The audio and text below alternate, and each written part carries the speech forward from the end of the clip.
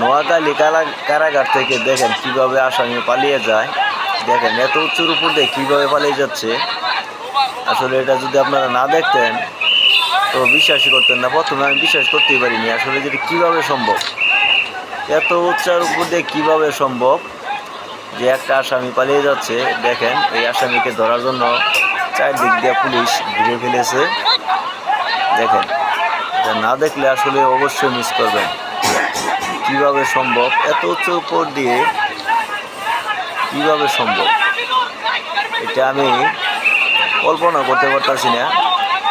যদি না দেখতাম তখন বিশ্বাসই করতাম না। তো আপনারা দেখেন, দেখে অবশ্যই বিশ্বাসে নিয়ে আসবেন। এটা পুরোটাই সত্য ঘটনা। নোয়াখালী কারাগার,